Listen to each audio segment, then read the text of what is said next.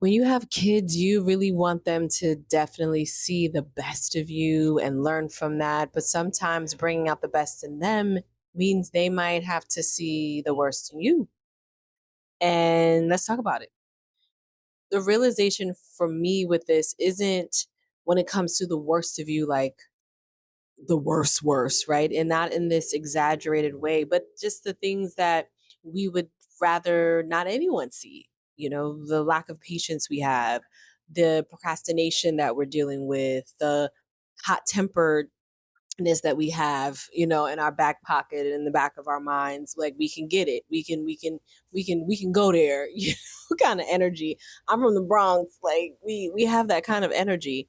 It can come out, and we don't want really anyone to see that. We want to put our best foot forward, and we definitely want our kids to see our best foot, both feet being the best.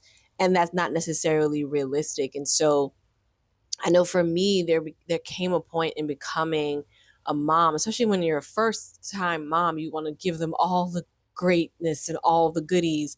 But there comes a point when you're like, I need my child to see me as a human being, not just for my sake, because it allows me some spaciousness to just be, but for their sake, so they can see and normalize what it looks like to be a human being in its fullness. That I am not a superwoman, that that I have less than admirable moments, that I have days where I don't have the energy to do the things that I want to do with you, and in my relationship, that with their father, is that we have times where we're not so happy with each other, where something triggered one of us, where we're uncomfortable, where we're upset, where we're frustrated, where we feel hurt, where things go left, and we have options. We can do our best to try to shield that from them. But to me, as what I would call a twice child of divorce, I talked about that in a video that I'll share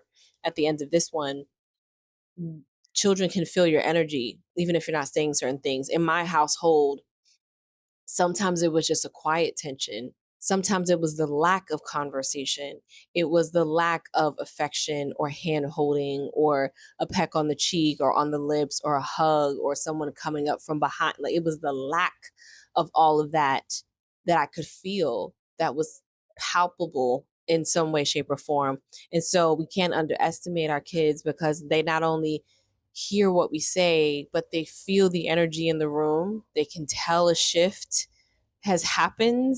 And so we've got to give them a lot of credit, even when we're trying to shield them from the thing. I know for me, I've talked to couples for whom they didn't see any arguing growing up. Their parents, they can't remember any. So their parents successfully shielded them from that kind of conflict. I have also talked to folks for whom they saw a lot of conflict growing up. And sometimes that conflict was quiet in a silent treatment, and sometimes it was loud, but they saw it and they remember it. I'm in that camp.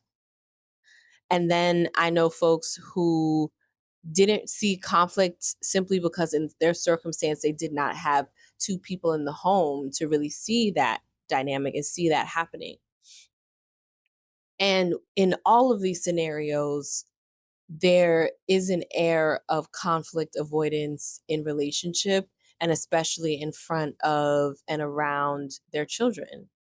And it begs the question, like, can it be healthy to display conflict in front of your children? I definitely have thoughts about this as someone who's from many intersectionalities, being a mom, being a marriage coach, being a wife, being a woman, and with my personality and my proclivities and my ways, and on my journey to being aware of my ways and being able to shift things.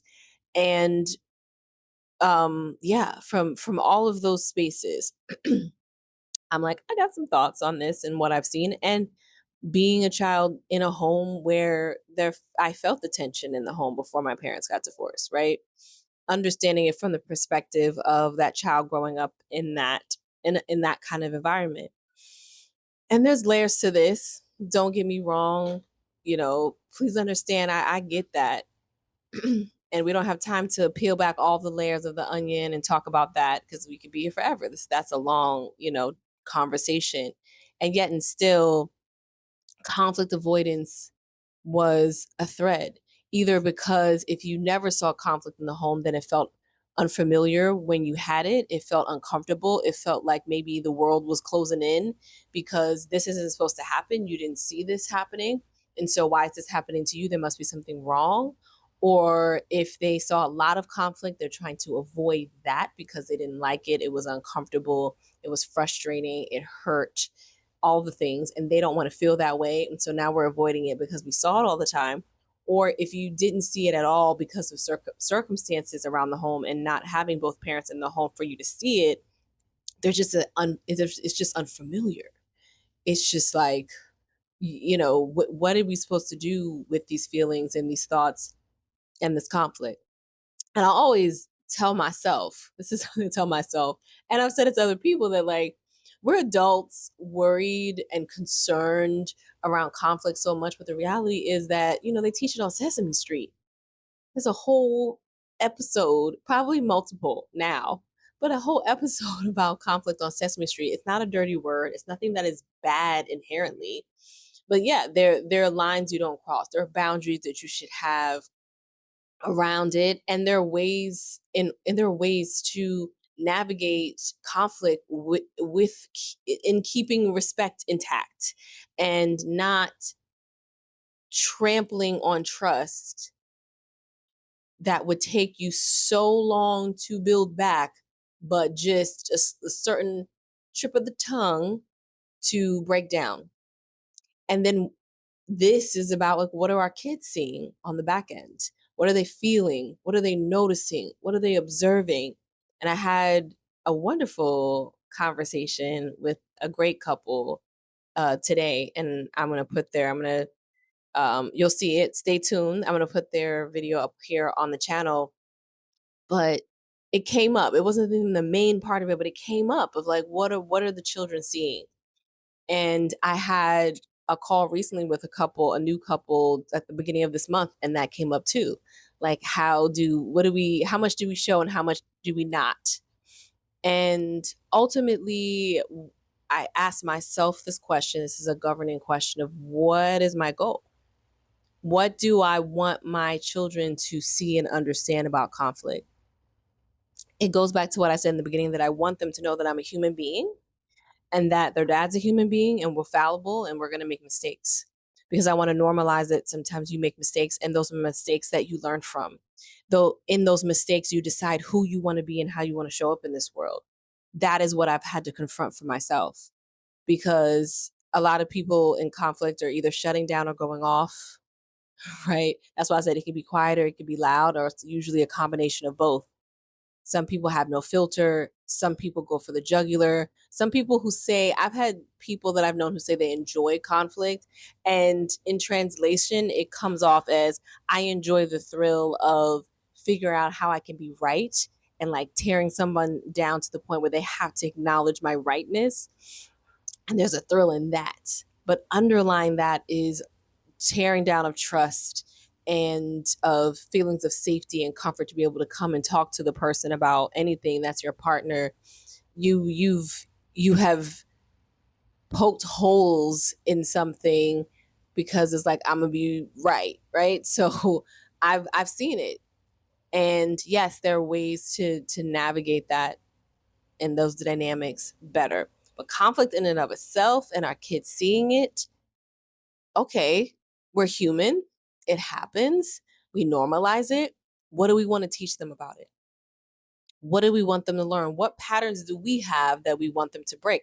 I don't want my kids to be so encased with being right that they treat conflict like a debate they have to win, or a case like your lawyers on two sides doing like exhibit A, exhibit B. I want them to approach conflict with clarity and with openness to looking at themselves and what they contributed to whatever the issue is.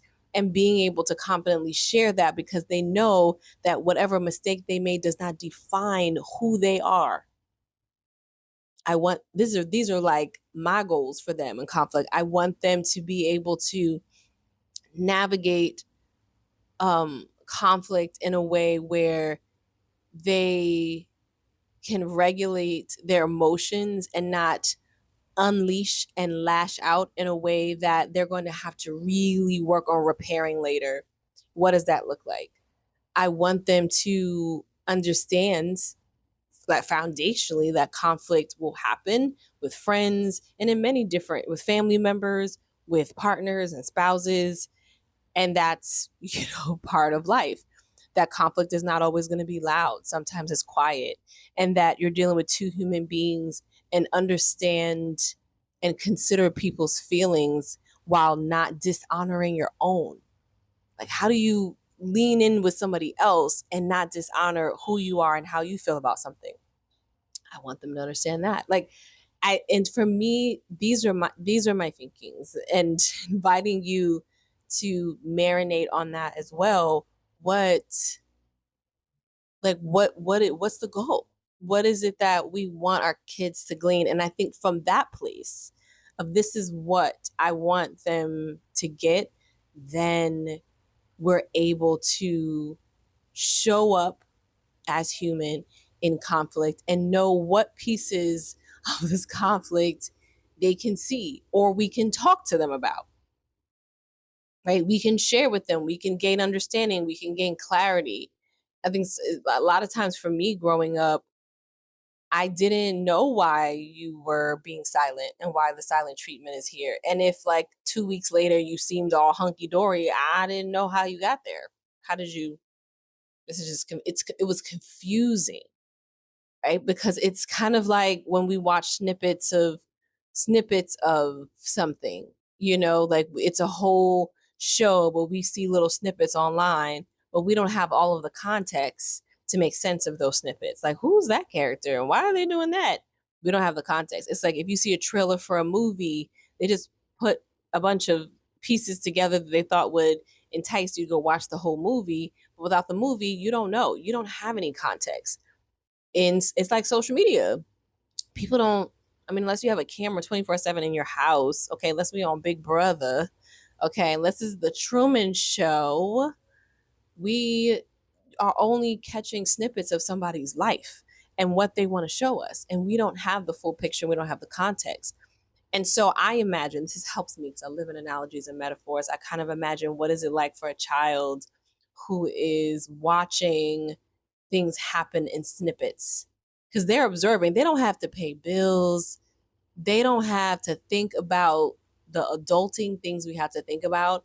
So they have a lot of time and energy on their hands to look around and to observe and to read the room and to lean into the fact that, oh, I came as room, this feels uncomfortable, this feels awkward, or, are you okay? There's a level of emotional intelligence and empathy and just paying attention to things that they have. And so because they have that, you don't want to take that for granted or underestimate them. And so they're paying attention. They got the time to do it. What are we going to show them since they are paying attention? That's, I think, the overarching question that governs me. And it's in what I want them to see and to understand. Because sometimes they're not around for all of it. A lot of times they're not around for all of it. Because especially if you're having some conversations in private, they don't know how you got there. They don't have the context. They don't have the understanding. They're just getting the highlight reels, and the highlights can be lowlights. And then suddenly you're fine. And it's like, what happened? So if we go back to what we want to teach them, what we want to show them, what we want them to get out of understanding how to deal with conflict and how to handle it and how to come to resolution, then display that. We have to show that. We have to either show it by showing it or show it by sharing it. Okay. I didn't know it was gonna come out like that. Okay, SH alliteration. But yeah, we have to show it by showing it or show it by sharing it. And that means conversations with our kids. And they're capable. I was in junior high school. It was either upper elementary or junior high school. And I was a conflict mediator. I had a little sash. I said I was a conflict mediator. I'm going out on, recess, and I am helping. They come to me first, helping kids at recess solve their conflicts, their issues, their problems when they're trying to argue with each other. Kids are capable of that. The fact that a program like that even exists means that they're capable of implementing something that they've been taught and seeing how it can work to bridge gaps and to foster understanding and to foster connection and to come to a resolution and to nourish a little peace, to nurture the peace that can happen after that. And it doesn't happen in like a light bulb or like a light switch, but it can happen. So yeah, when folks question, and even when I've questioned as a mom with two children, how much of this should they see, or am I messing them up because they saw that I wasn't so happy with their father in this moment? He's not so happy with me in this moment. No, because we're human. And then I can, either show by showing, show by sharing what that journey, what that process looks like for us to get to that space. Now, asterisks, we as the adults, as the partnered adults in the household, then have to have a process for our own conflict resolution, for our own sense of being able to have disagreements and still have respect and boundaries. We have to get it first. And then we can show it. But ideally, our kids can be a motivator to that, can be a catalyst to that for us. So, yeah, that's my thoughts on today. I feel like this can be quite a conversation. If something resonated with you, or you have a question, or you have thoughts on this, please let me know down in the comments below. If having better communication and conflict resolution and being able to foster regular connection and friendship in your partnership and in your marriage is something that you want to get some guidance on and lean into more intentionally, meet me in the description. I got something for you. And if you like this video, give it a thumbs up. And if conversations like these around how we can create more feel good relationships with ourselves, our partners, and thus others, our family members, etc., and life lessons, musings, and reflections on our new transition and pivot, which is having our family move abroad, and what we're getting from that and what we're learning and what I'm leaning into in real time. If that's your vibe, please subscribe because I'd love to continue the journey with you. Until then, I'll see you tomorrow.